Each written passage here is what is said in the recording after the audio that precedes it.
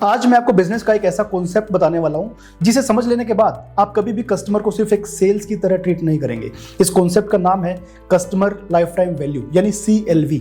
Customer life time value का मतलब है कि एक कस्टमर अपने पूरे रिलेशनशिप पीरियड में आपके बिजनेस को कुल कितनी रेवेन्यू या प्रॉफिट दे सकता है। मान लीजिए आप एक कस्टमर से पहली बार 2000 रुपये कमाते हैं। ज्यादातर लोग यही सोचते हैं कि उस कस्टमर की वैल्यू 2000 रुपये की है, लेकिन अगर वही कस्टमर अगले 5 साल तक हर महीने 2000 रुपये की परचेज करता रहे तो उसकी टोटल वैल्यू 1,20,000 रुपये हो जाएगी।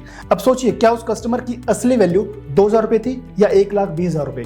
यही सोच सफल बिजनेस ओनर को बाकी लोगों से अलग बनाती है। वे हर कस्टमर को एक ट्रांजैक्शन नहीं बल्कि एक लॉन्ग टर्म एसेट की तरह देखते हैं। इसी वजह से Amazon, नेटफ्लिक्स और एप्पल जैसी कंपनीज कस्टमर एक्सपीरियंस पर फोकस करती हैं, उन पर पैसा खर्च करती हैं, क्योंकि वे जानती हैं कि एक हैप्पी कस्टमर केवल एक बार रेवेन्यू नहीं देता बल्कि बार बार कई सालों तक रेवेन्यू देता है। अब एक और इंपॉर्टेंट बात, अगर एक कस्टमर की लाइफ टाइम वैल्यू 1,00,000 रुपए है और उसे एक्वायर करने में आपको 5,000 रुपए खर्च करने पड़ते हैं तो ये एक शानदार इन्वेस्टमेंट है। लेकिन ज्यादातर छोटे बिजनेस ओनर्स केवल एक्विजिशन कॉस्ट देखते हैं और लाइफ टाइम वैल्यू को इग्नोर कर देते हैं। यही वजह है कि वे मार्केटिंग पर पैसा खर्च करने से डरते हैं, जबकि बड़े बिजनेसेस उसी मार्केटिंग को ग्रोथ इंजन की तरह इस्तेमाल कर लेते हैं। याद रखिए, बिजनेस में सबसे बड़ा प्रॉफिट उस कस्टमर से आता है जो बार बार खरीदता है। इसलिए केवल सेल्स पर ध्यान मत दीजिए, कस्टमर सेटिस्फेक्शन पर भी फोकस कीजिए, कस्टमर एक्सपीरियंस पर फोकस कीजिए, कस्टमर रिलेशनशिप पर फोकस कीजिए, क्योंकि जितनी ज्यादा कस्टमर लाइफ टाइम वैल्यू होगी उतना ही मजबूत आपका बिजनेस होगा। अगर आप बिजनेस और मार्केटिंग के ऐसे ही प्रैक्टिकल लेसन सीखना चाहते हैं तो अभी वकील क्रो को फॉलो कीजिए और कमेंट में